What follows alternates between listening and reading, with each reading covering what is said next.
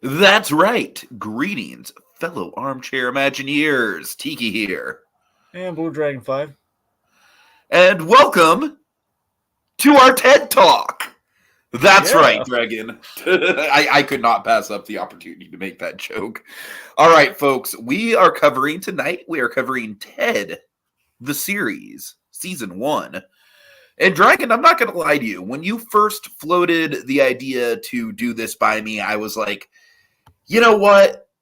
Fine. Just because, January is kind of a dead month for us. We're kind of scraping for content at this point.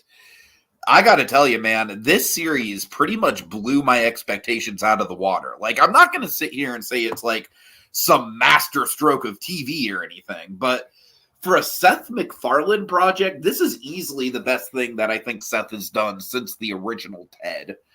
I say I actually kind of like this better than either movie. I really, really for a traditional sitcom with a gimmicky character. This might be one of the best ones that there's ever been, just as far as the 7 episodes that we've got in here, Dragon. There's not a stinker in the bunch. This is just a really, really well acted, well performed show. It's got McFarlane's kind of old school sensibilities. It doesn't really have a lot of the bad Family Guy isms that, to be fair, we can't really blame Seth for in the first place. He hasn't been writing on that show for years. I don't know, Dragon. I was just delighted by this thing. I really was. Through and through, I thoroughly enjoyed my time watching this.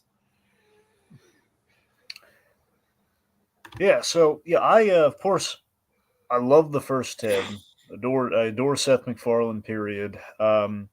His recent TV work has been very impressive. So, Tiki, not only was this good, but seriously, if you like this, the Orville's a different flavor. I know I need to get caught up on the Orville. It's all on Disney Plus. It's all there. I am just not a Star Trek guy at all. You don't have to be. It's the same reason I don't really care for Galaxy Quest all that much, honestly. It's again, if they're not going like the first season, it evolves, Tiki. It evolves. All right, fair enough. Starts off in kind of the Galaxy Quest, then it becomes its own thing. All right. Anyway, the point being, I've loved his TV work. At least been really impressive with the Orville.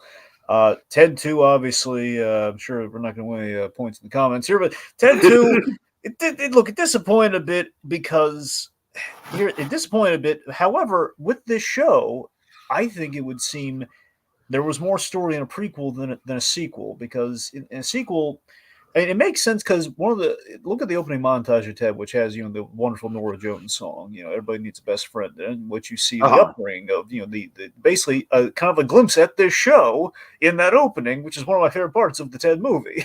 So I guess subconsciously or not, maybe it's there's a lot more story and directions to take in the status quo of the building of a world where you grow up with a talking teddy bear, because we've seen the payoff. We've seen the first Ted film. We see the whole sell of that movie is what's adulthood like with this bear.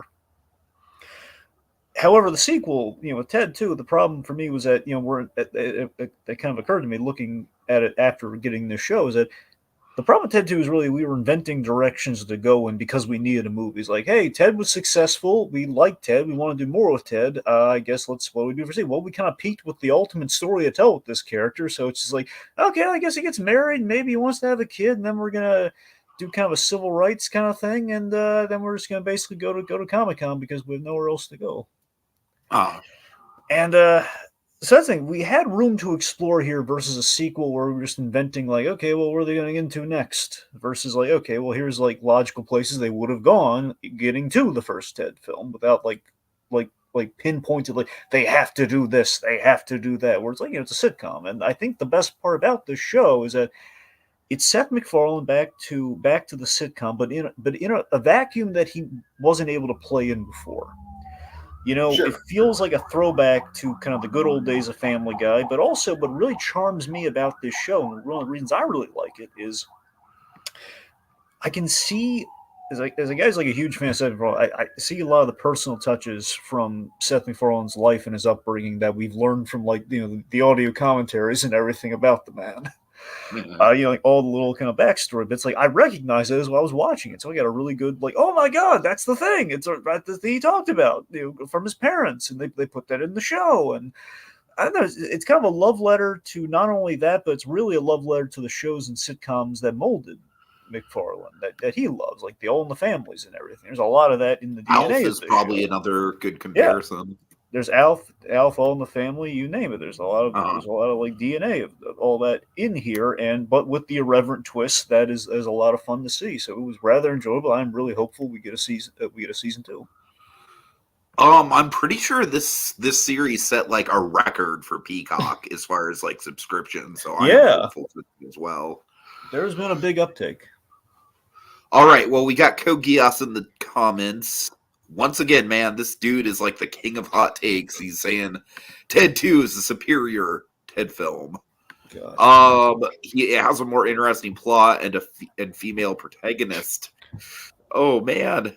Oh, Dragon, I think I'm my hands are kind of burning there. I don't know. Interesting protagonist or no, it's like, well, we're just completely undo the whole love story of the first movie. It's just instantly right off the bat, just because we want to get Amanda Seyfried in the movie. I know. I'm not gonna lie, I don't really remember anything that Amanda Seyfried actually did in Ted 2. I'm not gonna lie. I'm so sorry. She was a lawyer. She could totally be a lawyer. Oh my god. Oh god. Oh right, that's right. Yeah. Okay. That's it. See, the problem with Ted 2 is that movie should have, like, the third act of that movie should have been a courtroom drama, and they that's the end of like Act 1. Right. And again, Kogias, it's all in good fun, So, okay, let's see. He's saying, I assume that you're reviewing Ted instead of Has Been Hotel because the full season isn't out yet. You would assume wrong, Kogias. We are reviewing this instead of Ted 2. Because we are not cool enough to be following Has Been Hotel. Are you following Has Been Hotel, Dragon?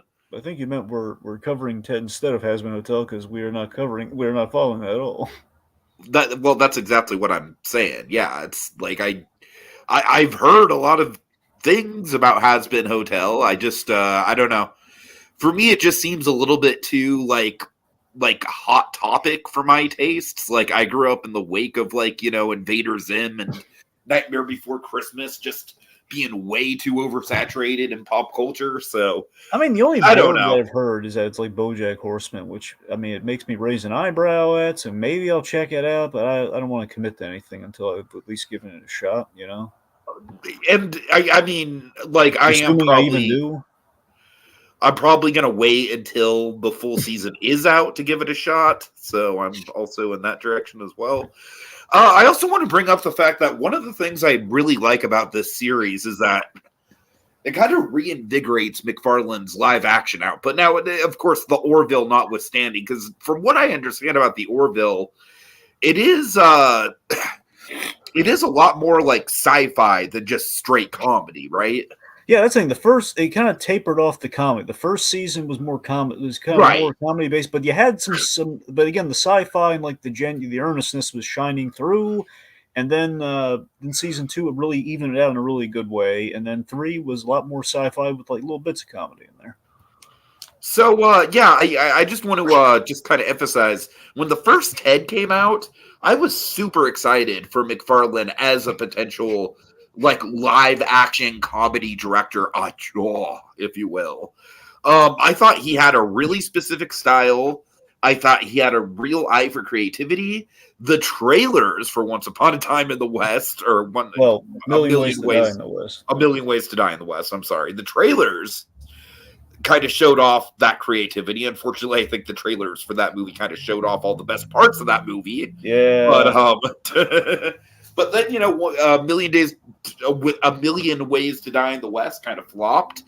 And honestly, I like A Million Ways to Die in the West well enough. I think it's not a perfect everyone's movie really by harsh. any means.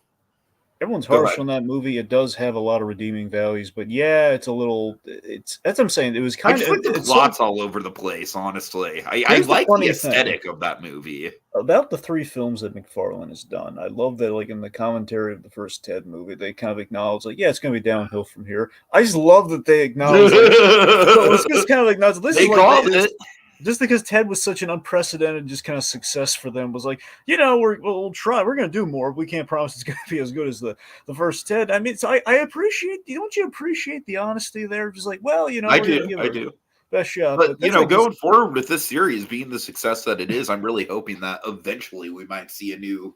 Because I really thought between Ted and A Million Ways to Die in the West, like this guy's got some really creative ideas for comedies. I still really want to see McFarland do a romantic comedy. Oh, I could see that for sure, for sure. I mean, to be fair, I do think the first Ted does have some romantic comedy leanings in it. Well, I think A Million Ways to Die in the West is more romantic comedy than anything, but Yeah. But I'm saying like a modern day like kind of thing, or so, even that, or maybe a bit better yet, a 40s set piece with McFarland.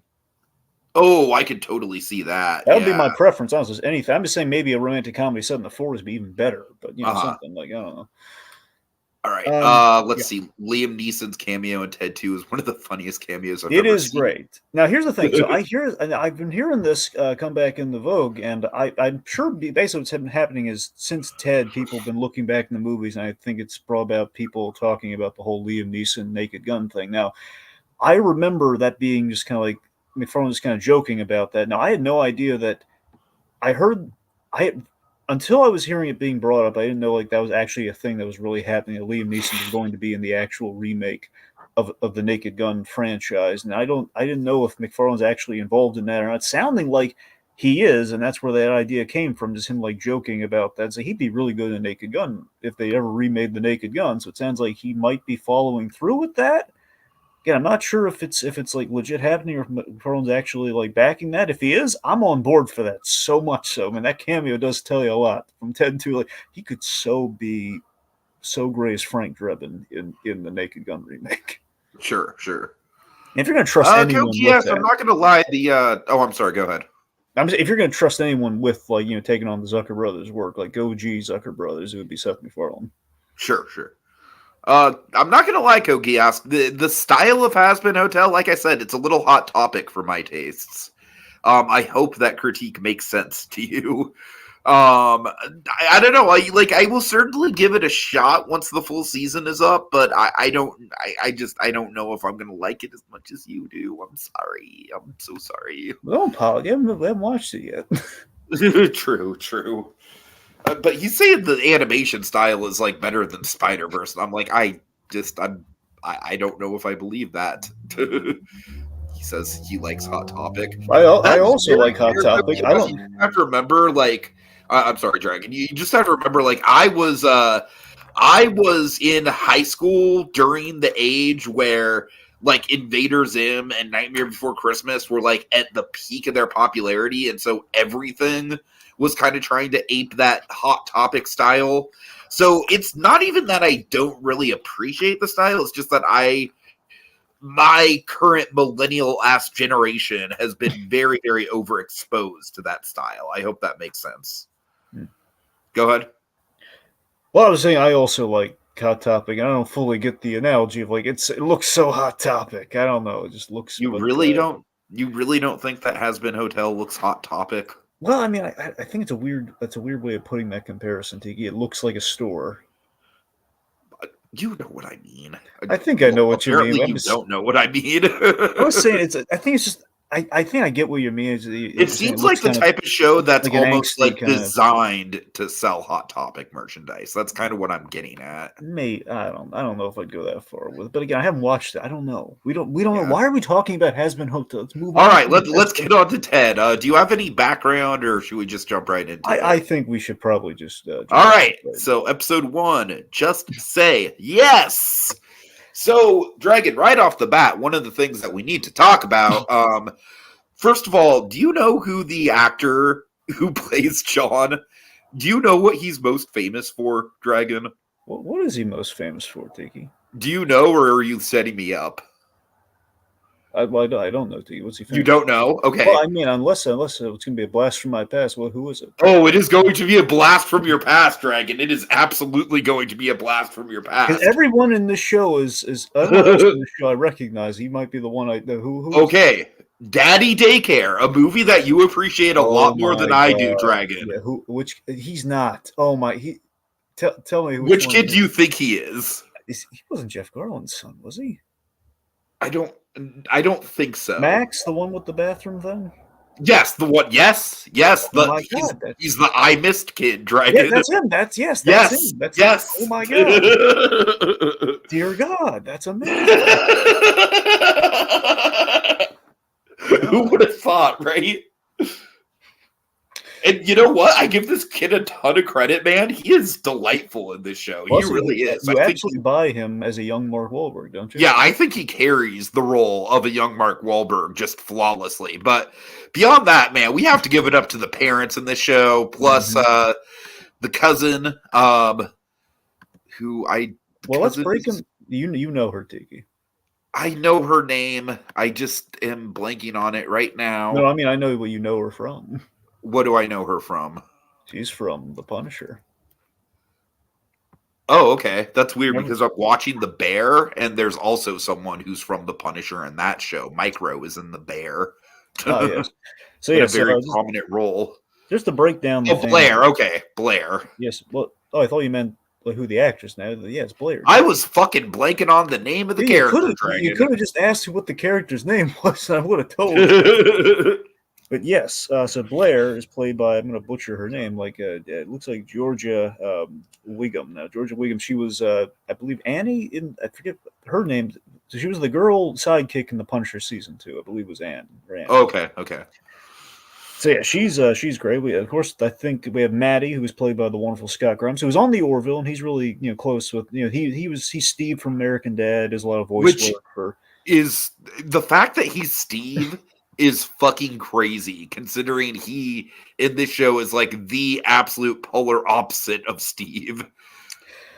Yes, and so also he's really good on the Orville. By the way, he's like the idea is he's McFarland's character, Captain Ed Mercer, the Seth McFarland character's best friend, who is also like working on the ship with him. So he gets a lot of cool stuff to do. He's the helmsman. He drives the ship.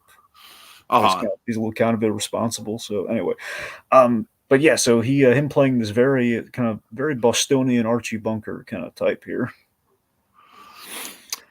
Really quick, I just need to shout out Little Blue. I'm sorry I didn't shout you out earlier, Little Blue. I saw you.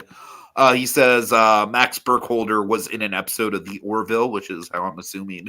Because I'm assuming that Seth wasn't just randomly watching Daddy Daycare one day and he's like, that's it. That's the kid.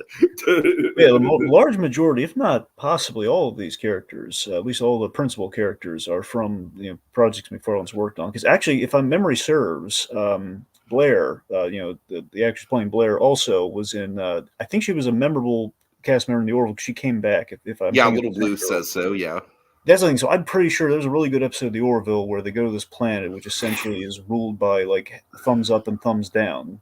And that's literally how the whole society operates on. Oh, God. And she's from that, and then they bring her back in the third season because she had a really good episode. I'm pretty sure that's Roger Ebert jokes on that planet. Well, I mean, it was like not like an actual thumb though. It was like just like it's the same principle of like on a YouTube video you would click thumbs up or thumbs down. That ruled the culture. It's really good stuff. Anyway, and then the dynamic between Blair, Maddie, and Susan in particular, I think.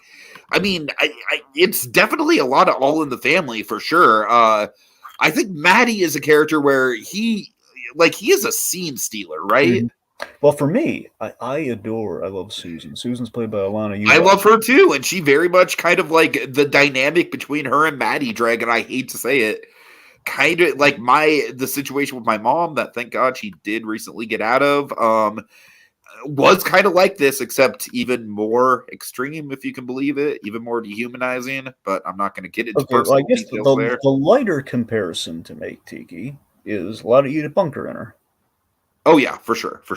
Yeah, seriously, Alana Ewald, I love her in a lot of things. Of course, a lot of people probably recently recognized her from Coco, going a few years back. The Mama Imelda, that's her. Another character that's like wildly different from this character. So I see, seriously, she's probably my favorite character from the show. I mean, she's loving, she's sweet, she's like this God-fearing mom. And also, I think the personal level of this character, McFarland lost his mother a few years back. I want to say, I don't know if it was around 2012 or not. It was probably a few years after. When they did the big Clue thing on Family Guy, she passed. I think a lot of his mother might be in the Susan character, at least to some degree. Be my Oh guess. yeah, I can totally see it. Yeah, But I think there's a lot of love and reverence to her. but I think they do such a great job of kind of navigating. Like Maddie is not. He's more of just kind of like a white trash loser than actually abusive. But like there's kind of a line there that the story explores with her character that I really appreciate. I got to admit, there was one hang-up I had going into this show, and I mean, the cast being so great as they are kind of dispelled that for me. It was, trying to line things up one to one. It was like, I love Ralph Garman, I love Alex Borstein. They played the parents in the first movie. And it was like, Oh, why can't we get those great actors in the show and let them play the characters? I mean, one, Alex Borstein's probably busy Marvelous Mrs. Maisel for all I know. And it was in its last season, so I don't have the shooting lined up. The point being, though, they wanted to go kind of a younger, kind of like they wanted to use different actors, and I don't know what reasons there were behind it, but it seemed to be the right choice because these people are wonderful in these roles. Yeah, I mean, like I said, I honestly think as good as the Ted and John stuff is, and it's really good, I think the other three characters in this family like hold their own just as well, which is really impressive. It's a stacked cast of talent, man. Mm-hmm.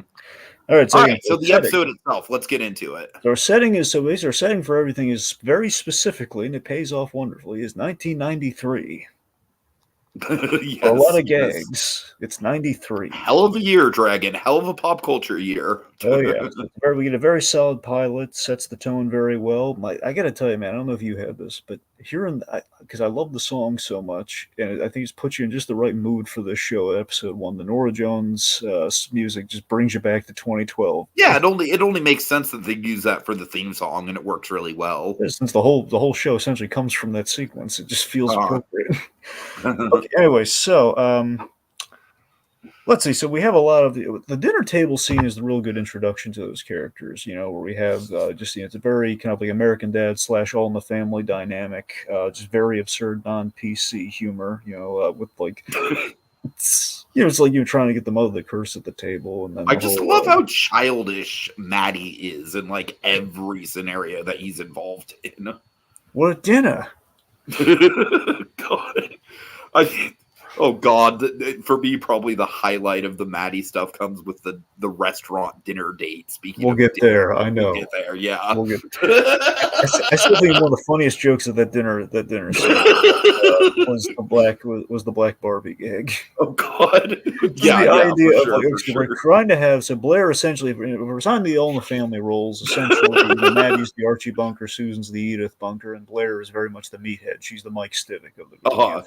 It's also a little bit of Haley from American Dad being the idea there. Very much a Haley dynamic for sure. Yeah, I mean, Haley was modeled after, like character-wise, she's modeled after Mike Stivic. Because a lot of like Archie Bunker within the American Dad core dynamic in that regard. So that's the thing. So she's like calling him out on like like Pollock and everything and just stuff like that. And she brings up like you're a little racist too, dear. You remember your Barbie? I love how she like tries to say it as lovingly as possible. That's what's wonderful about like, it. It's not bad, you just need to. You're a little racist too. Like, let's not stand on ceremony too much. I used to cut all the Barbies' hair, but you tested out the black Barbies first to see. Oh my God! It's such a perfectly realistic little kid thing to do too, right? Yep, loved all the Barbies equal, separate but equally. What was the drinking fountain situation in the dream house? So, just speaking of which, I mean, we're clearly not going to have time to go through all of Seth's one-liners as Ted, but he's on fire, though, isn't he? Yeah, no, absolutely. So then we have some of our visual gags, like the slip and slide with the gun, which, so between all of Ted's shenanigans, they're like using, like finding a gun just to get in the, he's just left in the house like Alf all day. He's like, well, what's he going to do? Well, he's just going to get in the mischief. So he's got a gun that he basically goes across the slip and slide and he shoots the TV and then brings in prostitutes. So that's the last straw. Ted's going to school with John. So there's our sitcom premise.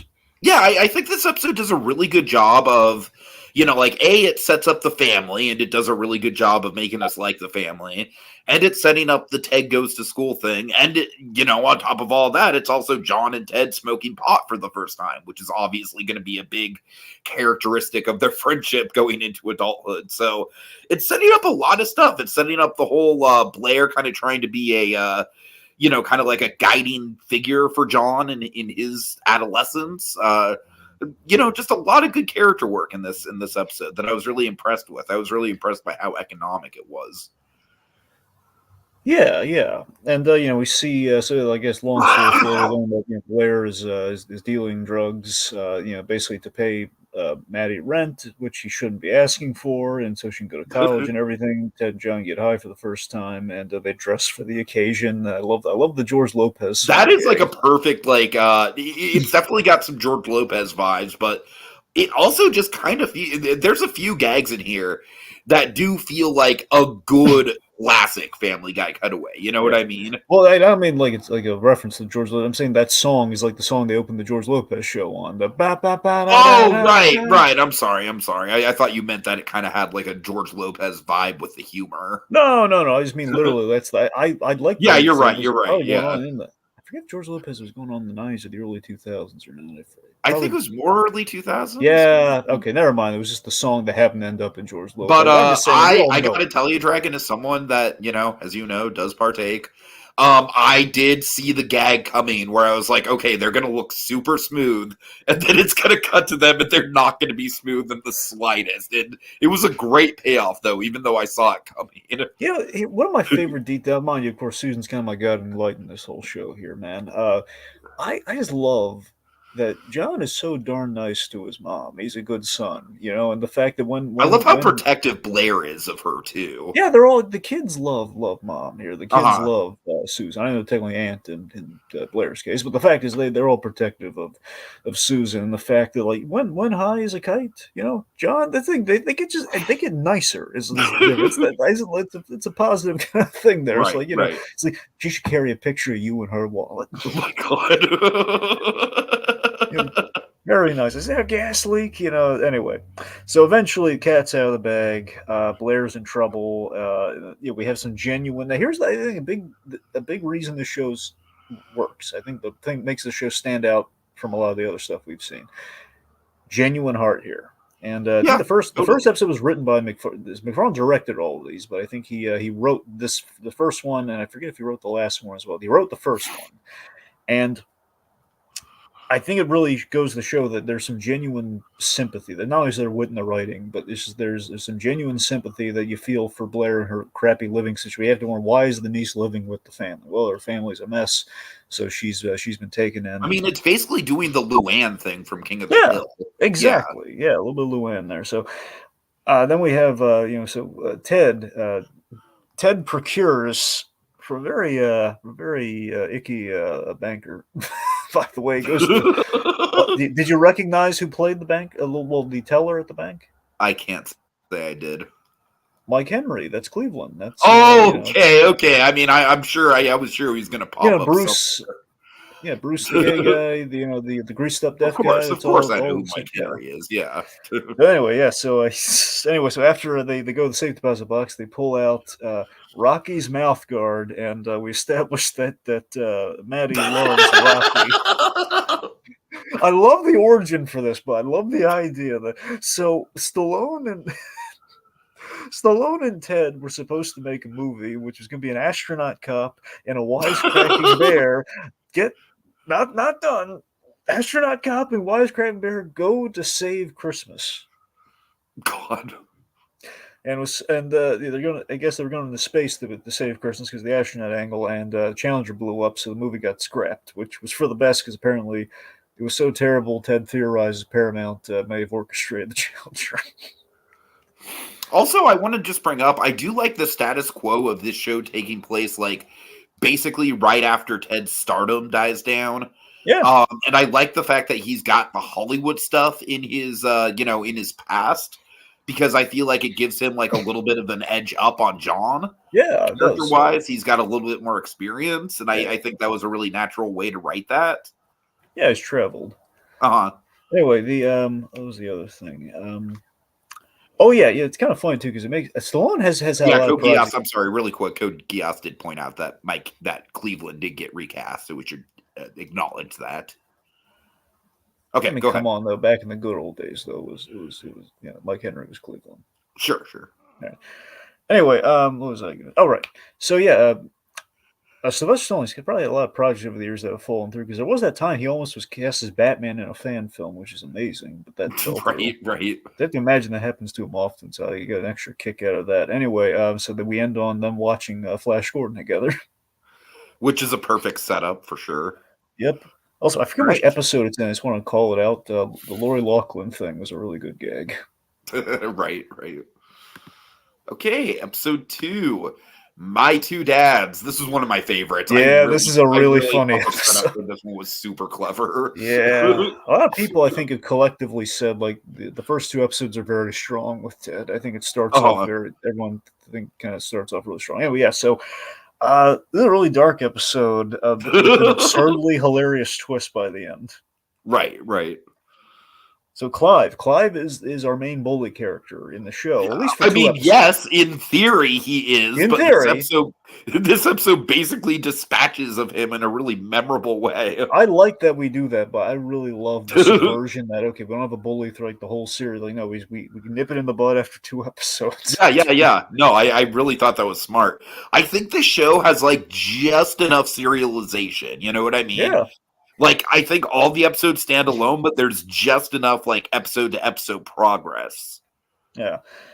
So anyway, so the bully's been a real piece of work. This kid too. Anyway, so they learned that he is essentially his father walked out on him before he was born, practically, and they call him pretending that Ted calls him pretending to be his absentee just, like, father. very blatantly just using his own voice.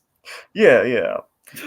Well, yeah, they're doing the thing where he's like talking into like a tissue or something on the phone, like a little hanky or something, like as if it's gonna change anything. Anyway, so the kid's the kid's a piece of work, but impressively, there's sympathy for this kid who grew up without a dad. After we just see how sad, they have. I like how we have like the traditional bully thing, but it says, "Oh man, don't you feel a little something for this kid when he's on the phone?" I do. I genuinely. I mean, the restaurant scene, Dragon. Yeah. I mean, come on. So we go to the diner, and they made him wear like a oh my sailor god. suit. This okay. There's a lot of funny things going on. So one is the fact that the absentee father calls the son and says, "I'm going to meet you, but I want you to wear a sailor suit for me." And he's just waiting there. Meanwhile, Ted and John are wearing suits and mustaches, which, by the way, I want to know if you had this, okay? Because you've seen All in the Family, clearly. We've talked about it. I want to know when the actor who plays John is wearing that mustache, doesn't he look exactly like Mike Stivic from All in the Family? A little bit. Yeah, I could see it. I'm saying with the smile and everything and like the long hair, he looks exactly like him. Anyway, yeah. So also here's a runner through the whole series. John is terrible at improv. Not the actor, but like the actor's doing a great job of that. Really dark places. Yeah, I love how by the end of the season it kind of starts to rub off on Ted too. A little bit. But to be fair, he's like drunk when he goes dark. Right. Anyway, yeah. So they're watching as they have this poor waitress deliver this horrible news of like, I was going to meet you, but I decided not to because totally above her pay grade. Because you're a disappointment. I like my adopted Korean kids better than you. Just heartbreaking message to leave. And then there's a lot of regret in the prank as he breaks down crying and running, in a sailor suit. The sailor suit. We've made so many sailor suit jokes over the years. It just seems like good cosmic payoff here. I don't know. We got Richard's victims in the comments really quick. Just shout him out. He says, this is better than it should be legally. Like, all the laws of nature tell me this should be bad, and somehow it's good. Yeah. Richard's victims. I was saying, like, when we were kind of doing our thesis statements here, I definitely went into this like, all right, let's see what you got, Seth. I don't know. Like, Ted, does anyone even care about Ted anymore? This feels like it's like 5 years too late. And yeah, I ended up really liking it as well. All right. Yeah. All right. So, just hilariously, the boys here, they basically they try and make it up to the bully here, but they call him and they basically give him like encouraging bits of fatherly wisdom to try and kind of make amends for the horrible thing that they've just done. Like he's getting better grades in math class and he's kind of engaging more, and he's kind of becoming, while still a bully, he's becoming a better. I like that. He isn't just becoming nice or anything, which would have corrupted the morals. The fact they're just taking like a genuine interest in the kid's success. They become like, so genuinely invested, and the comedy there is just priceless. Yeah. Then, of course, they paint themselves into a corner with the birthday party thing where they're about to tell them the truth. Like, no, your dad's going to meet you. He invited us to the party, and he's going to meet you there, which is a horrible idea. But thankfully, by happenstance, when they're trying to steal him a birthday gift, they met the guard. Now, this guard, by the way, is I don't know the actor's real name, but he was Brad on Space Force, the Steve Carell series that was on Netflix. And I recognize him. He's wearing a toupee, which for a moment, at first I was like, wait, is that him? It's like, oh my god, that's him. That's Brad. Anyway, so we have this actor in quotes. Who takes on the role as Clive's long lost father, and is completely botches it. He's even worse than John is at improv. Oh God! He uses the whole miscarriage thing, right? And goes belly up. Initially, looks well. I'm sorry. Well, maybe we should talk about the Maddie thing before we get to the very end of the episode. Oh God, I'm sorry. I kind of just binged these, so I forget what Maddie's subplot was. Maddie's colonoscopy. Oh, right. Okay. One of the more serious Maddie subplots, actually. Well, yes and no. Well, I mean, I'm serious just in the case that, like, it's a relatable thing that men go through. You know what I mean? Well, that's true. I just love the idea that, like, Susan, like, got a colonoscopy done. She didn't want to bother him. She just, like, walked home afterwards and everything. God. Poor Susan, man. This woman, it's like the show just goes out of its way to just show what a fucking saint this woman is. She's like the best wife ever. Like, dear God. Anyway, I mean, a lot of you, but I always loved her, but now I love her even more. I didn't know that was possible. Basically, it's like, what if Alana Ubach got to play Vera Farmiga? That's essentially what this is. Essentially, yes. There is a lot of Farmiga here. Anyway. So, Farmiga had more of like a Jewish slant to her, essentially. Well, I mean, more Boston in this case, but yeah. Right, Boston. Yeah, right. I'm saying Beverly Goldberg's the Jewish version of Norma Bates, and then we have. Oh, you're absolutely right. That is, okay, yeah. This is the Boston, yeah. This is the Boston housewife version of Norma Bates. Anyway, so Maddie's having a colonoscopy done, and he's less worried about the colonoscopy. He's worried about blurting out, like while he's under, like, the twilight sleep or whatever reason. He's worried about blurting out like any embarrassing or horrific Vietnam stories, and he basically bribes Blair to like hide under the thing while they have to interrupt. And we have this. So John Viner, one of the voice actors from Family Guy, and he's also known as the Orange Juice guy. And Jacob and I also really enjoy him as Norm the Robot on Phineas and Ferb. He is the doctor, and he's the one who says when they're all bad, like having this jaw dropping, like every medical fear you've ever had of what doctors are saying about you while you're This scene is Kevin Smith's worst nightmare, by the way. Oh God! Seriously, it's Kevin's like the doctor's making fun of him while he's unable to cover up. So just this the whole thing of like, guys, I gotta tell you something. This is sexual for me. just like the spelling it out so unsubtle. John Viner is the way he delivers that line. Anyway, so literally, just exactly what it is sexual for me. So these are like, guys, it is sexual for me. It's a great simple payoff there. All right, let's see. So anyway, so we the whole act. We hire an actor to play Clive's dad. Sorry, I keep jumping to. We should also talk about the Vietnam story. Yes. So this episode actually has two things from Seth MacFarlane's real life in it. Which really tickled. I was tickled pink about. One, Clive tried to kill himself. No, not that part. Clive tried to kill himself very stupidly by swallowing all these Flintstone vitamins. Seth MacFarlane actually did that once.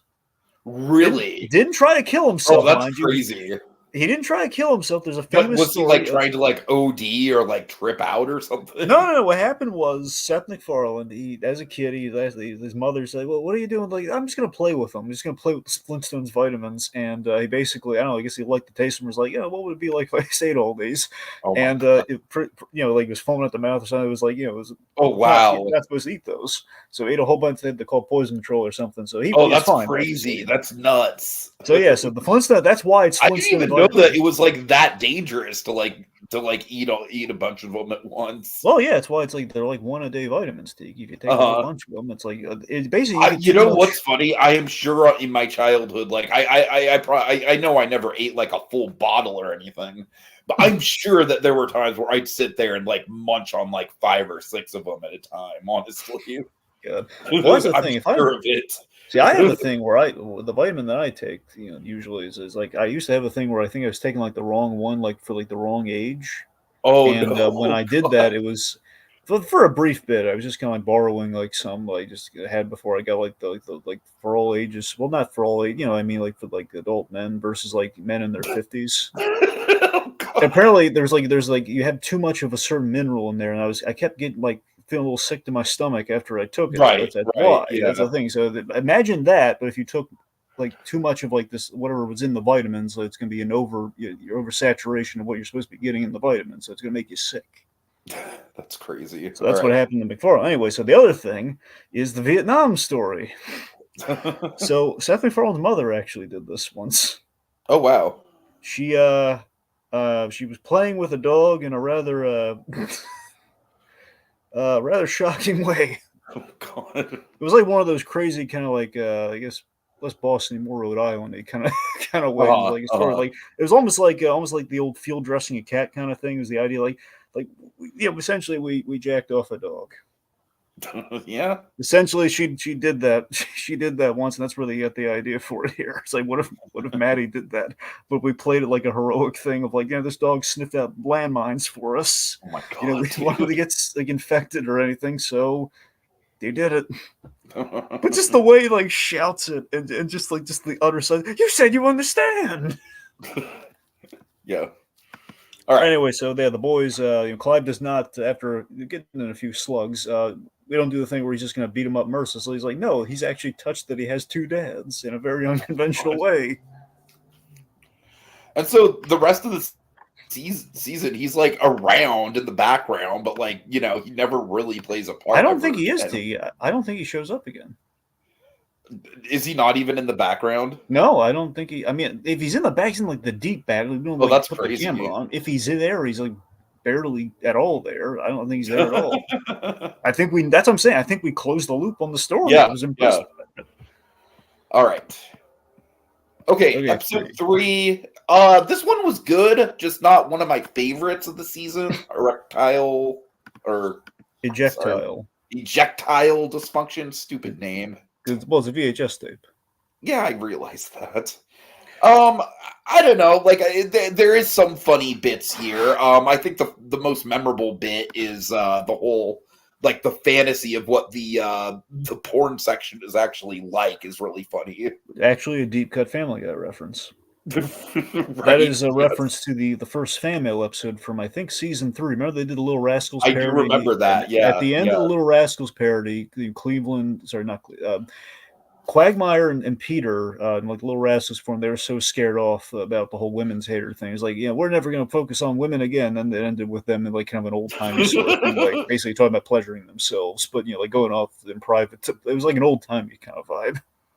And then I will admit that the actual dilemma of like the VHS freezing in the Mhm. in the tape player, and I love how that's set up too. I love the palpable, like relatable anxiety of just like something we very don't want. briefly, we just see like, oh, it kind of doesn't go in all the way at first. Like, Mm-hmm. okay, it's like a Chekhov's VCR jammer dragon, Yeah. Chekhov's tape deck. right? And then, I mean, it is a palatable tension, right? It's like, oh my god, like it's literally like a freeze frame of like just the most heinous porn shit. Yep, Genital Hospital. Oh god.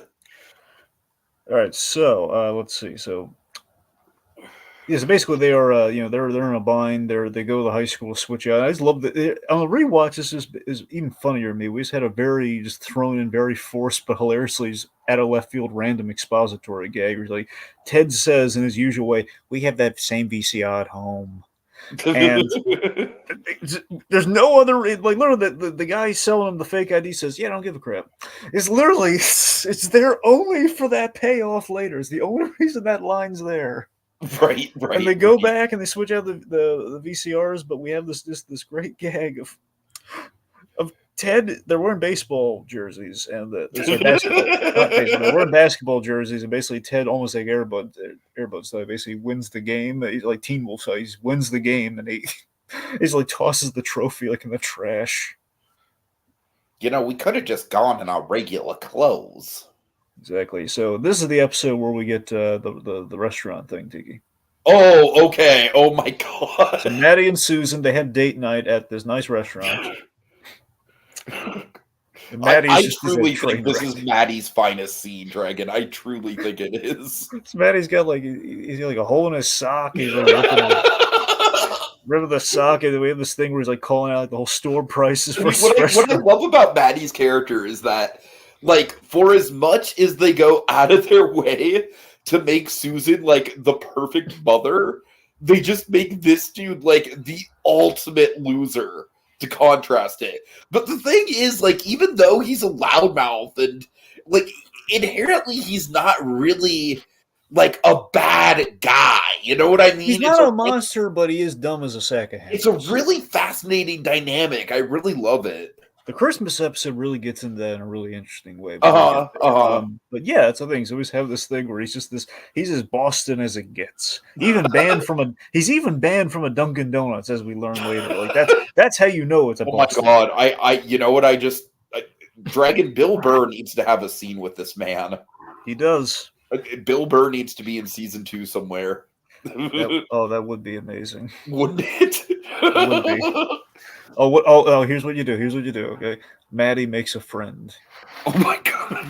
And they're like, it's like the most buddy relationship. I was actually thinking the opposite. I was thinking like Bill Burr could be like an actual like Boston tough guy, whereas Maddie is just like a clown.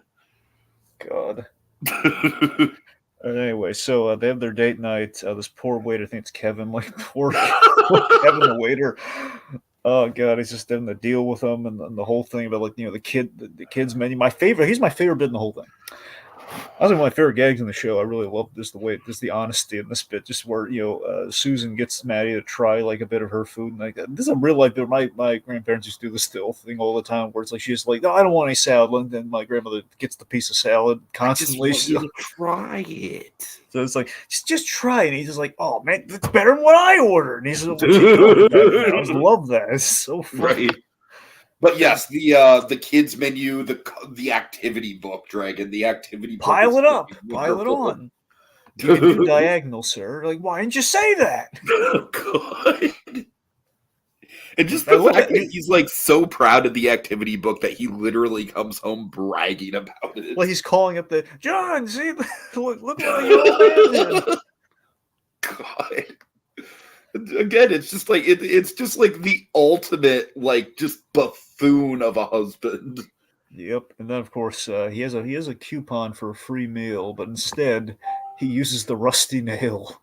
Oh god! To get out of paying, and then also he just throws in the whole. I want a like that old timey diver's helmet full of shrimp. God, very nice. That shrimp is going to go bad before you can eat it all. That's the only thing that was going through my mind when I heard that. What do you think? In the last 2 days? Maybe 2 days. There's no way they're going to be able to eat it all. Yeah, that's probably 3 days worth of shrimp, though. I'm saying if you were hungry, though, it's like if you were on a mission to eat all that shrimp, it would take you at least 3 days, and that's going to spoil before 3 days. Right. Especially, that guy's not putting it in the fridge. Anyway, so Susan, so again, she's a little disappointed. She's like down there watching. She's gonna watch some TV, and I love like the dread of like, oh no. But again, she's able to take the play. Like, if they played with it a little bit, maybe they would have gotten thing to play. That's what cracks me up about that whole thing. So Susan, Well, like with the setup, it's like, it just very briefly like pops back out. It's not like it's like completely destroying the tapes. That's the thing. Yeah. So I love that it's Susan, this wonderful, sweet Edith Bunker kind of God-fearing woman. It's watching she's not in like the beginning of it. No. She's like right in the throes of it, like she's right neck in the, deep, dude. like literally as the prostate as the lady's prostate's being checked according to Ted, that's the way he puts it. Just wrong on a number of levels, not only just biologically, but the fact is just she's watching all of this and she's a little traumatized by it. Mm-hmm. And she thinks it belongs to Maddie, though. She thinks Maddie is dissatisfied in the marriage, and she confessed. They had the confessional scene. God, just really funny. Just oh god, just I think it's Seth McFarland taking some pot shots of religion. It's really funny. Anyway, but again, Blair, so darn nice. Everyone's just so darn nice to Susan, and like Blair takes the hit for the porno. And just the fact that she's like, I don't think Maddie's bored with you. I don't think anyone could be bored with you. That's really nice. I mean, Blair is definitely like the everyman character of the group. Like she's not, she doesn't have as she's no Meg personality. She's not like a laugh riot, but she's a great kind of like connective tissue to everyone in the family. You know what I mean? Yeah, I mean she's the straight man. She's the sane one. Right, totally. Yeah. So let's see. Then we end with like the prediction of the internet. Where basically the boys, John predicts like, I'll never do that again. Not even if you was on a phone at my convenience. Oh God! Well, I love how this is like one of many promises that John makes that we know he's going to break. The whole weed thing is the other one. He did keep it up for 2 years though. True. That's but I will say I do like that with the not smoking weed thing. It's like we set it up as like a big deal between him and Blair. Like Blair does not want to see him smoking weed, and then by the end of the season, they're just like doing it together regularly. Yeah. Like that's some good character growth right there. But also, we should mention. I completely forgot to mention this. The narrator for the yes, my boy Dragon. Well, he's not my boy. He's too late. You said it. He's your boy now. Well, I'm saying he is a very old man, but I love him. Ian McKellen. Yep. I think it's so darn charming that Patrick Stewart is the narrator in the movie, and Ian McKellen is the narrator in the series. And we have Ian McKellen like going on very graphically about how John injured himself from overuse. He says, "This is Ian McKellen. This is Sir Ian McKellen saying thank you." All right, okay, then we get up to episode 4, the Halloween episode. All right. So I'd say this is a pretty good contender to do on Haunted Holiday Hijinks, right? Sure. If you want, we can. I didn't think you were going to like this one that much, honestly. I liked it quite a bit, honestly. Here's the thing. This episode, I think there are 2 episodes this season that are not bad, but I think they are lower on the totem pole for me rather easily. And this is kind of one of them. But I think on the rewatch, though, I kind of maybe softened on. Here's the thing. I don't like the B plot. I don't like the John plot of this episode. Okay. I kind of get why because just the character that he's interacting with is that guy. Much. Yeah, he's just a little much. It's kind of random for randomness sake. It feels like we needed to pad out the time versus just. I do like the twist of that whole thing though, where it's like the actual kid shows up and it's like, wait a minute, then who was that guy? It kind of makes it feel pointless though, doesn't it? I don't know. I gotta be honest. I was just having a better time when it was like just John dealing with his mother at home. I thought that was even funnier. I don't know. Sure. That was like definitely the better. Like I do like the idea of the mother like calling the kid, even though it's the last thing that John wants. I think that's a very motherly thing to do. Sure, like she thinks John's like an 8-year-old kid, which cracks me up. And like the whole thing, like I hit a heat. Set up a play date. And I love that John's not like fighting it at all, and he's not like playing into it. He's just very average about it. It's like I hit a Heath bar somewhere. Oh, can I get a hint? Oh my God! Dude, that was one of Susan's best moments. I think, honestly, just the fact that like she's such a Farmiga-like angel. Just the idea, I can't do it to you. It's in the hamper. She just like instantly gives up. And she's making like spooky cookies. It's like, oh, it's delight. I love this woman so much. Anyway, so let's see. So we separate the boys after initially we traumatize them with a horror movie that is not Texas Chainsaw Massacre, but Walt Disney's Cabin in the Woods. Which I've got to admit I'm not that familiar with. It's one of the live action, kind of like one of the lines of like the Wizard of Oz, Return to Oz. Yeah, it's along the lines of Return to Oz. Yeah, I mean Disney did have some messed up movies in the 80s. I mean, So that's what I'm saying. That's what she's calling out accurate. here. This is like the dark period of Disney. So I'm surprised they didn't just use Return to Oz, honestly. I don't know if it was a rights thing or not. Yeah, it might have been a rights thing. You're right. Maybe it was like so obscure Disney didn't care. that I could see that. I can honestly see that. I love the scoffing at Disney being scary like that. 80s Disney being scary. It's the whole like, we just saw Aladdin. Like what? They was like, oh no, effing Jafar. I love how Aladdin is like it comes back. It comes back. Well, that's the thing. We have like in '93. We had three big movie references for this year. Okay, we had Schindler's List reference in the first episode, very hilariously. Just the idea of like, we'll just say we saw Schindler's List. What about the rest of the money that we donated? We donated to Jew causes. Like that's really nice of us. Like maybe we should actually do that. Get at it. Then we have the whole. Then with the pornography thing, it was like they're going to rent Jurassic Park again. Or I guess so go see Jurassic Park and they want to rent dinosaur movies because of Jurassic Park. And then we have this. You know what? You know what, Dragon? When he was saying that, you know what crossed my mind for just a second? The Jurassic Park reference in Ted 2. No. Wouldn't it be amazing if we actually got a We're Back, a Dinosaur Story reference? I mean, that would be, that'd be really cool. Hey, look, John, that's a terrible Ted voice. It's another Spielberg movie with dinosaurs. John, get a load of this. It's another Spielberg movie with dinosaurs, and John Goodman's in. He's like Fred Flintstone next year. Oh, God. This is going to be awesome. So cool. Yeah. So I got to admit, here's another thing by proxy of the John stuff, too, is that they kind of built that whole plot based on like one gag I wasn't crazy about from Ted 2, the whole like throwing things from the roof onto people. Right.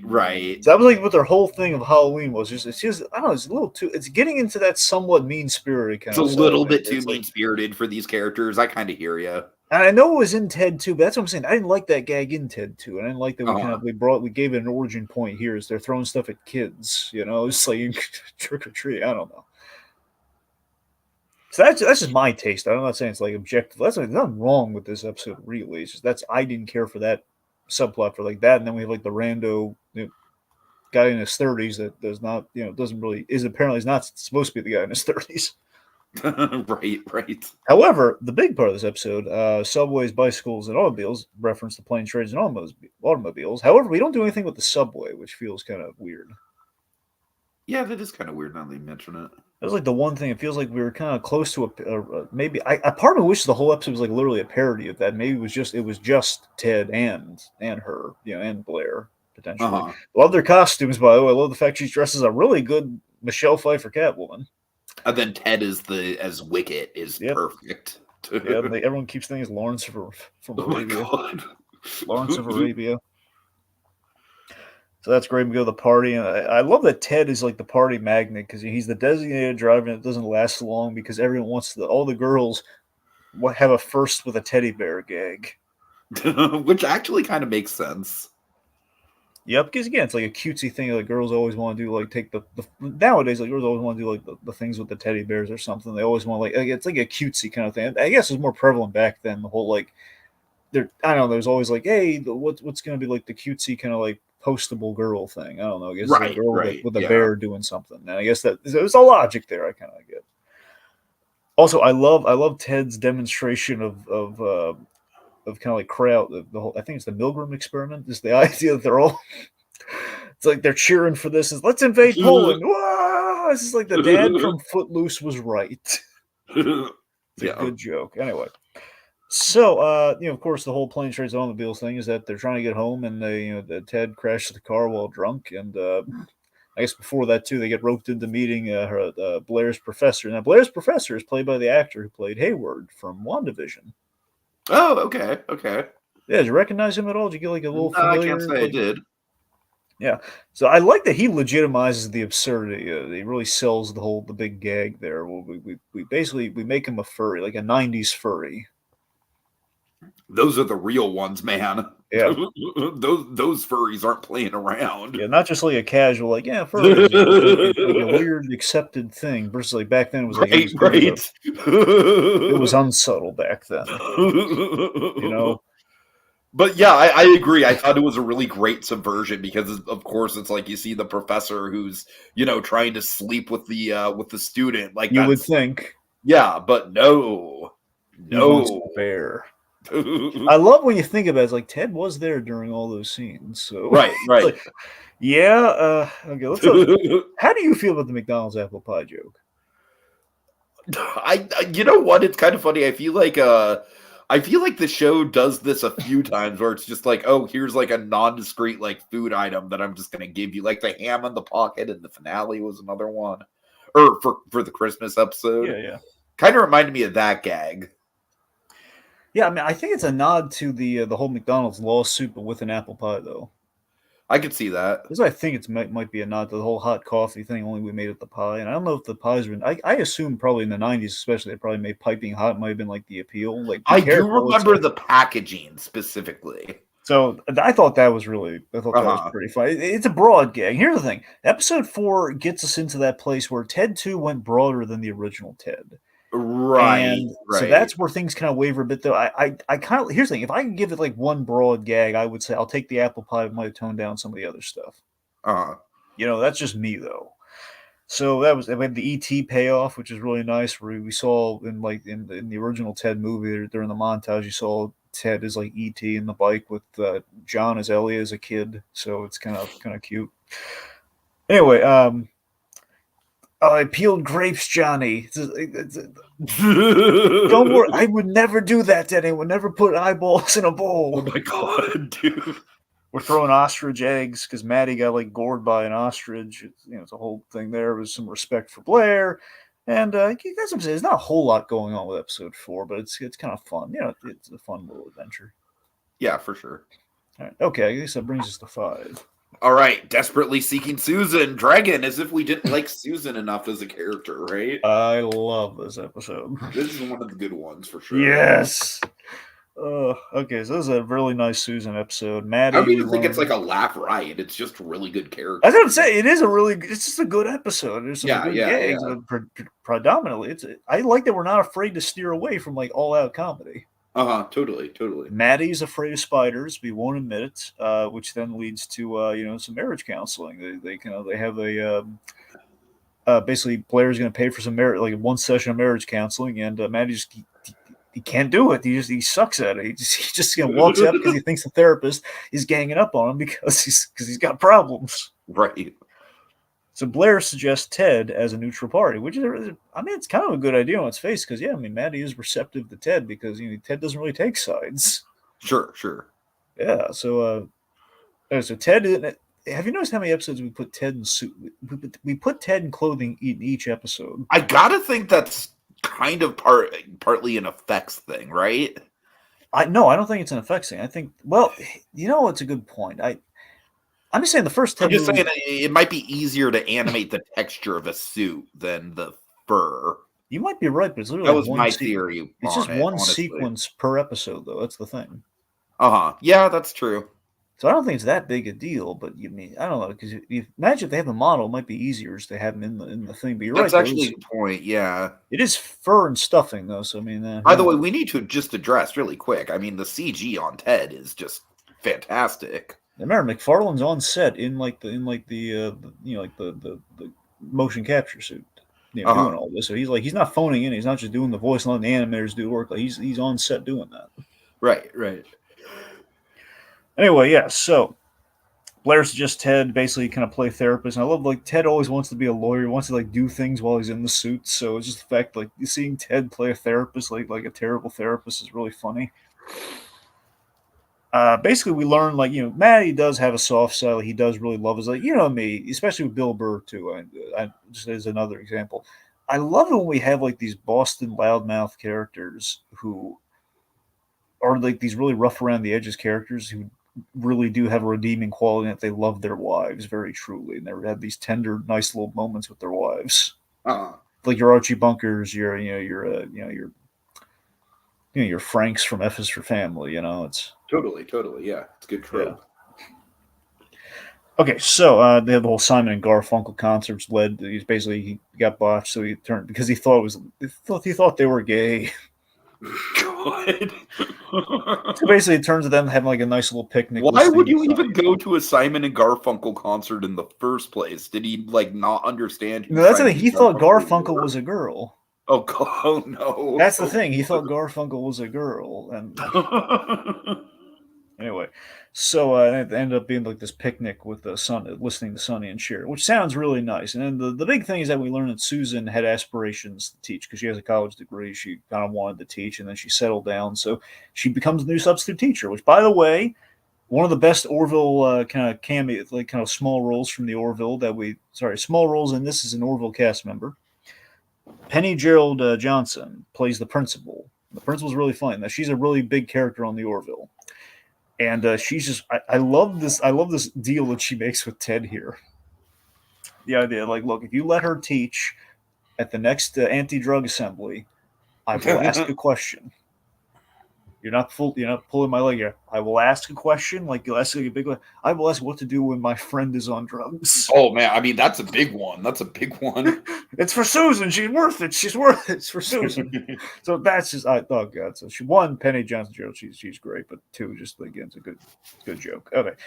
Oh, how do you feel about the Monster Mash thing? I don't know. I thought that was kind of like verging on a little bit of like Seth kind of getting a little bit wordy and obscure with the joke, kind of taking it a little bit too far. Not too far in any sort of like moral way, just too far as like it's a little bit overly convoluted. Maybe. Here's the thing. I think I'll admit this.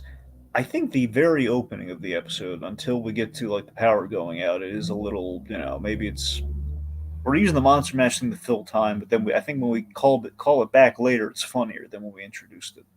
Uh huh. All right. So again, in school, again, John, again, he brings his teddy bear to school, so he's not afraid of being made fun of for his mom teaching. So that's a really nice subversion of what we usually do with that sort of plot line. Yeah, totally. Like the whole time, there is nothing that that he's embarrassed about with the whole situation. Yeah, that's the thing. They're doing something nice for their mom. So John and Ted, they're really nice to her. And then we have the mean girl. We set up the mean girl. We had the sad teacher runner. We had this one sad teacher who just like every time like someone makes a joke about him, he just digs in like, oh yeah, you're right. Let me tell you how sad my life really is. So anyway, so the mean girl, she's mean to Susan, and that's she's got to go down, man. She's got to go down hard, and Ted does it. It's amazing. Uh-huh. But I love this. This is where the episode wins so many major points. You think, okay, end of joke, but yeah, Ted went a little far there. I justifiably because she was being mean to Susan, but Susan, the saint that she is, she cheers. Oh my her god, up. dude! Yeah, this is like I think the whole thing of like, oh, I can't do this to you. Like that's like Susan at the peak of comedy. This is Susan at the peak of just being a good mom. It's such a wonderfully played scene where she goes out there and she like comforts her and like tells her about like like I used to be embarrassed about my ears and I saw like this like deformed ear like in a magazine once. It made me feel better about myself. And basically reassures her and then offers her chocolate milk. You see, that's what I'm talking about though, with the running gag with the food thing. Yeah. It's like I do think that's intentional where it's like people are offering just like really weird bits of food. It's like a peace offering. Yeah, but I just love this mean girl is like going on about like, at the end there's like, you're a real nice lady, Mrs. Bennett. And she is. And also I love the random gag of like this mean girl's like, my brother was murdered, my parents are all focused on that, but they have a daughter too. Oh my god. Just such a wonderfully random gag. Just like, oh god, I love like the real life everyone's like reaction to like, oh god, her brother was murdered. That's like she's got a lot going on. Uh-huh. All right, so Susan, she's content with life, and she likes feeling needed, which she does with her crybaby of a husband. So I mean, honestly, it does kind of make sense. Then they're all getting high at the end. So, Yep. all right, that brings us to episode 6, the Christmas All episode, right. Loud Night. So yeah, I thought this was okay. Honestly, I kind of feel the same way about this episode that you kind of feel about the Halloween episode, where it's like it's not bad. It's just maybe not one of my. Honestly, Dragon, I kind of think the last 2 episodes are, again they're fine episodes. I just kind of think like the peaks of the show have kind of already come and gone by the time we get to these last 2.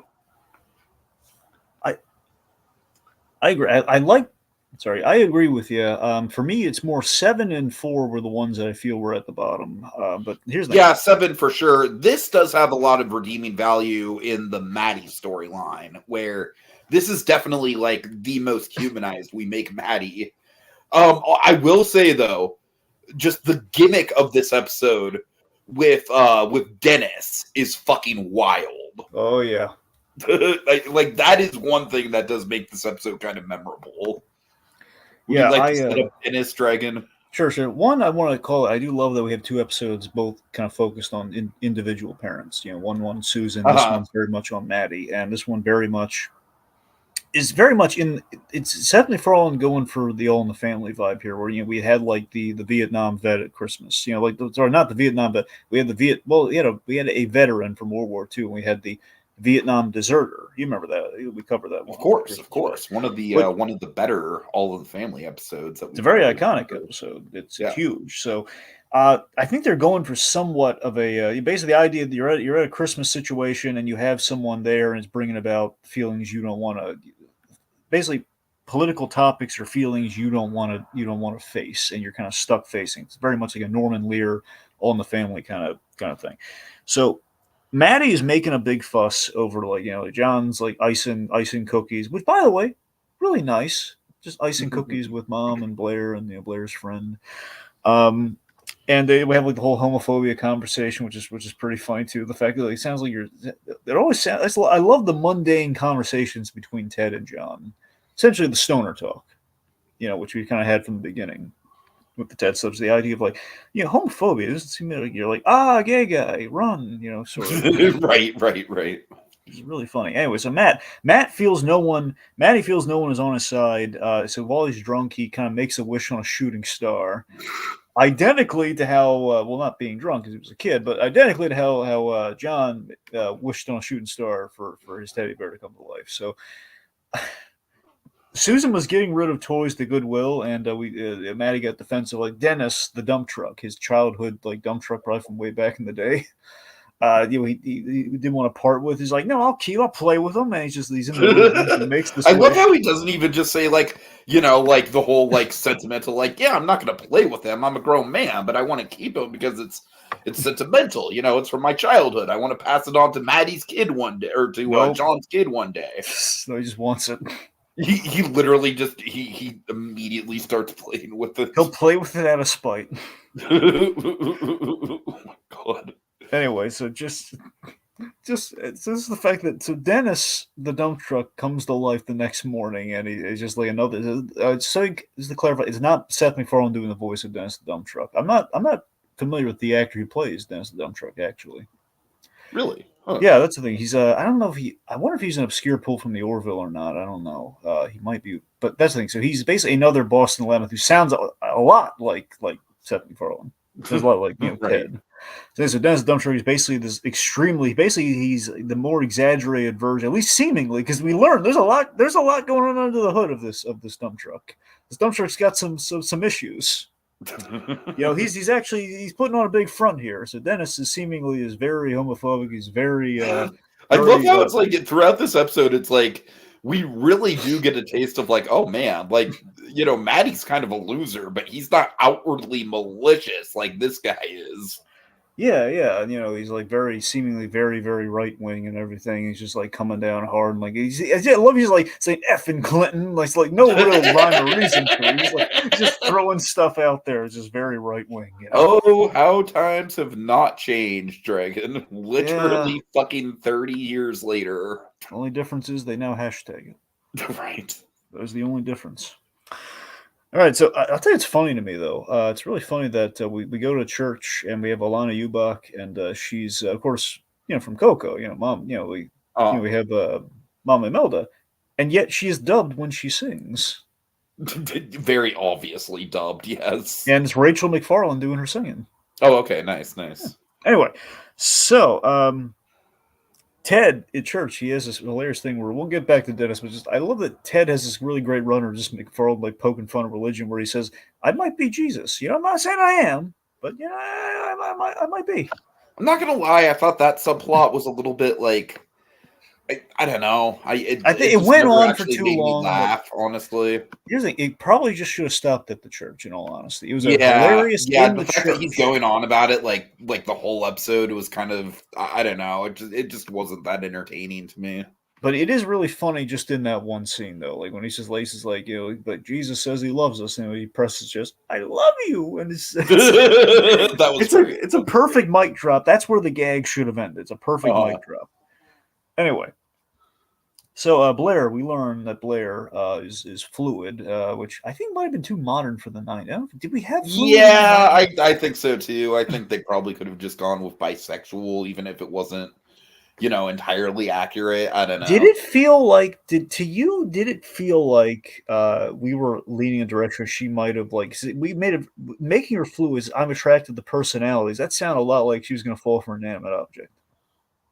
Oh, I mean that is a season 2 plot line for sure. I could totally see them going in that direction. Like until the twist we had with Dennis, a part of me was wondering, like, are we gonna go? Oh, well, that would be fucking crazy. Yeah, like that's the thing. So I wonder if that's gonna pay off, because I mean, essentially, at first glance, you imagine bisexual, but no, fluid. That's very specific. We gave her, especially in the 90s. So I don't know. Maybe season 2. Who knows? Anyway, so I love Susan, like she spies them, getting intimate. And of course, very simple, God-fearing woman. She processes the reaction on her face. You're very good friends. And again, she's not being hateful or anything. She's just like, I don't know, Maddie's not going to process this well at all. I just want a nice Christmas with ham. That's all she wants. She just wants a Christmas with ham. Oh my God. Right. All right, so Maddie Maddie gets layers here. He's we see he's not an intentional. Goddamn, why'd I have layers? I'm like a fucking onion. You smell that? Onion. So the fact that I love that we call it that he didn't want to look dumb in front of his dump truck. So it seems like he might have processed that a lot better had that dump truck not have been there. Right, because he does love his family. His fact that he does like Blair at least. No, I totally agree. Yeah, that's the thing. He was kind of put on. He was enjoying the novelty of someone being on his side, and the fact that he beat him to the punch, making a judgment call there, and he kind of had the side. He had the side with the dump truck, and he feels a little bad about that. We call him out on this. So yeah, it's the fact that with a soundboard of his worst impulses, he sees how he says the way he says certain things would really hurt people's feelings and really hurt his family. But I love the way Scott Grimes plays that scene out in the cold where he's trying to get Blair not to leave, and he's apologizing to her in a really real way, in a hilarious, kind of a funny way too. When he's like, I'm sorry I called you a terrorist. You called me a terrorist. Like, all right, you were out of the room when that happened. Well, sorry. Just really good acting there, along with comedy. Yeah, so then totally. we have the big reveal with Dennis is actually LGBTQ, or well, I guess the T in this case might stand for truck, but anyway, the fact is, nice dad joke. Yeah. There's a Dennis, LGBTQ, or what have you. He is. It's a very funny and absurd idea that he was putting on a front this whole time. Oh my God. I gotta tell you, I love how silly. I love how this is what's great to me. It's silly and we play it straight, which is kind of one of the grounding philosophies of classic Family Guy. Where like he totally needs to come back next season, right? I just love the ending. We had this. So. I kept fearing Tiki. I know you probably had this too. Were you afraid that when he was backing out of the driveway, we were just going to instantly kill him, like run him over or something? No, honestly, no, not really. Okay, I was afraid that was going to happen. But I was so impressed that we just had this really classy ending. He was just driving it like down we had him on the artful shot of him driving down the highway. Right. This little truck. Anyway, so that brings us to the last episode. All right, 7. He's got to have it. Yeah, I don't know. This one was honestly just okay. Yeah, it's a bit of a weak finish, especially considering it's a prom episode. I think we'd expect more from a prom episode. Uh-huh. Now, mind you, we didn't really know it was going to the prom episode direction until like the midpoint. But I'm saying, in retrospect, it feels like if you're gonna do a prom episode, that's that's an understandable finale to have. But it's like it's like the whole thing is like John was barely going to the prom until he actually went. Right, right. Anyway, I hear you. so John's trying to lose his virginity after sex ed, after the whole sexual education class. Um, yeah, apparently everyone in school they've lost it, and John's That I trying to did luck not out. fucking buy whatsoever, sir. Yeah, that's the thing that we said. We even had like John's friends, like they gave it to each other just just to not be the last ones. God.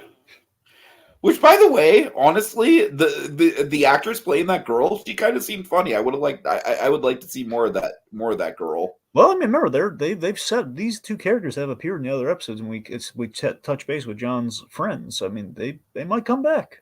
Yeah, I'd like to see John have a little bit more than just Ted to bounce off of in school. Honestly. Yeah. So we have like so the point me and John's trying to lose it, and we have this whole. I love like him and Ted strategizing. Like he's like, what if I paint my nails? Like, oh, you don't want to be nail painting guy. I love the whole nail painting guy runner. Like if you're on a cruise and you see someone go back to the room, like you can't. No jokes. Nail painting guy doesn't make jokes. He's Oh my all God. serious. Like good for them. That's all he says. You say good for them. I will say the one time I took an improv class, the teacher had painted nails, so objectively that's false. True. Just Well, wait, saying. what color were they? Black, actually. Okay, never mind. Then you're right. Well, no, I'm just saying, like maybe it's like if the nails are actually more colorful, because black could be considered a gradient, perhaps. I don't know. I'm really stretching here. Okay, the point being, we meet Bethany. Yeah, yeah. Bethany is Sheila's, I believe Sheila's friend. Of course, we set up that Sheila has a terrible name that Ted hates, and I think they're really mean about that, honestly. yeah, I don't know I what the think deal that's is. also kind of veering into like the mean-spirited thing you were talking about. I agree. It's not that bad of a name, honestly. I mean, I like Ted's initial reaction to it, but making the whole thing, he really just doesn't like Sheila. Right. So Bethany is interesting here because one, Bethany looks a lot like a young Mila Kunis. Yeah, totally. Which I I can see like that. that we're establishing that we established two things. John has a type and he loves Lori Loughlin. Now here's the funny thing. Mila Kunis' character's name is Lori. Uh-huh. I don't think it's intentional. I think it's a happy accident because Seth MacFarlane did have a crush on Lori Loughlin growing up. I don't know. I mean, maybe he named that character after her. That's possible. I mean, that is well. He also has a friend named Lori Allen who's on Family as a voice actor. So that I don't know. Oh, okay.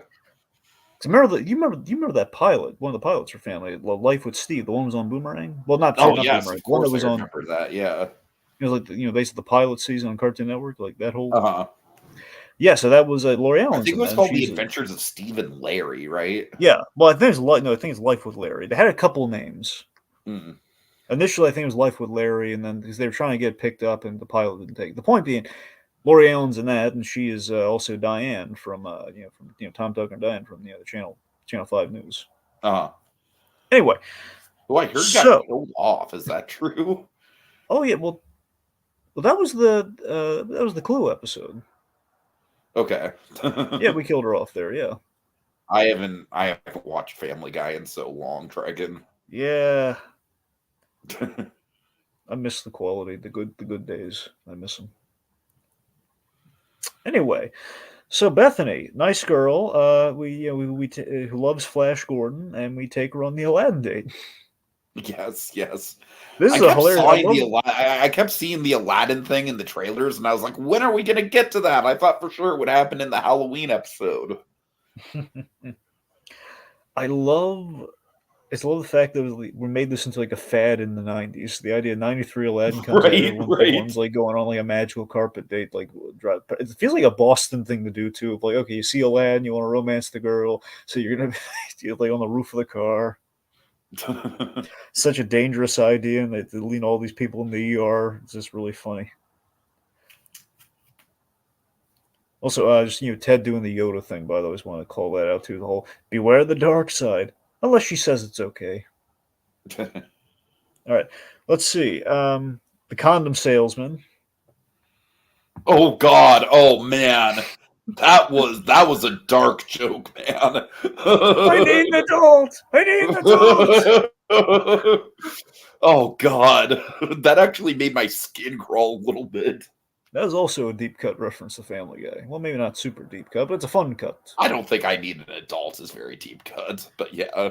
No, yeah, deep cut was the wrong choice of word. The point is a nice reference to Family Guy. What you got under your shirt, son? Like, I need an adult. Oh man. All right. Anyway, so here's the thing. I really don't like. Here's where the episode crashes and burns for me, at least in part. I really don't like her turning John down because of the whole because he's experienced. I don't like that. Yeah, literally, as soon as Ted started in on that, I could pretty much see exactly where this episode was heading. It was like just a very traditional kind of sitcom misunderstanding. Whoa! There's also a weird thing in Ted. Now, mind you, this is predominantly in Ted too, but it's a thing that's in McFarland's comedy. It's in all the live action. Well, not counting the Orville. It's in all the very direct comedy stuff that he's done. And it's all over Family Guy. It's just something that's patented in his humor that we didn't do a whole lot in this show, but it was there. It's the whole selective hearing comedy. And by selective hearing comedy, I mean you'll have a character say a really funny line, and where the other person in the scene will not address it. Right, yeah. As if they didn't hear it.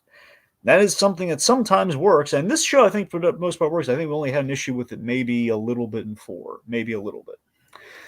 But yeah, I don't know. It's just something that let's bring it up now because it's something that maybe keep an eye out for. If he leans too heavy into it, then we're getting into Ted 2 territory and like later stages of Family Guy, where the fact is like it feels like you can make a joke like, "Oh, John's experience," and based on half the time we've done that joke, it feels like okay, it's just something we just kind of go over our head and we move on. But like, no, it actually matters now.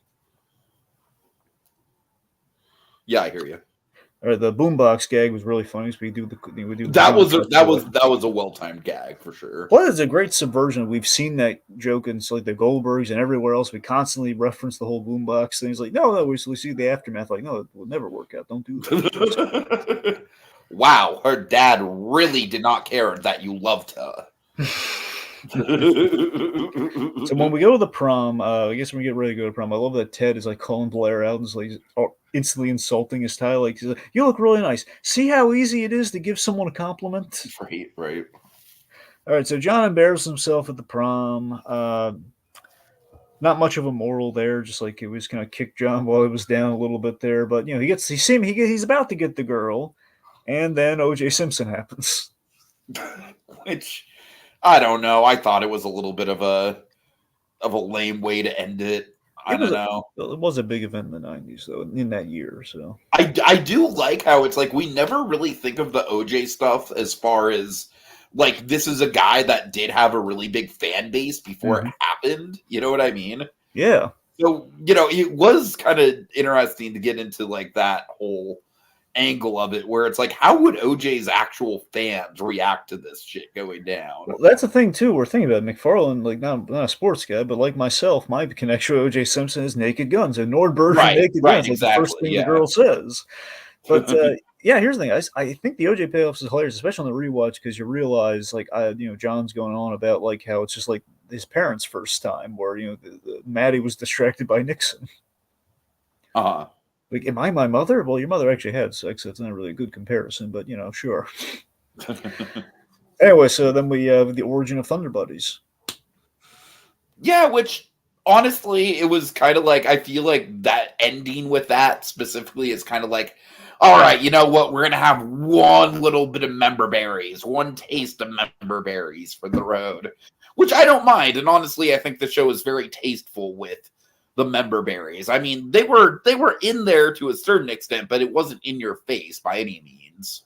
Yeah, it was mandated, but not in an aggressive way. It feels like, okay, you gotta get Thunder Buddies in there somewhere, and we didn't really have rain, so yeah, let's get in there. All right. I love the text. The text at the end really cracked me up. It's a really smart. I think it's a smart joke. It's the idea O.J. Simpson was acquitted of the charges. The real killer is still at large. That's a clever joke. like, yeah, that's again, it's the facts, but think about it for a second. Right. All right. Anyway, So yeah, I think I've pretty much said all I need to say about this, man. I do very much hope that we get a second season. I think there's a lot of directions that we can go in. If we want to, I think the most obvious direction would be stuff like, introducing more anthropomorphic characters into the mix, kind of expanding on that. But even if we just get more family dynamic stuff, I think it's really good family dynamics. So I am pretty sold on this show. I really am. I think it's definitely the best comedy that Seth has done in a long time, for sure.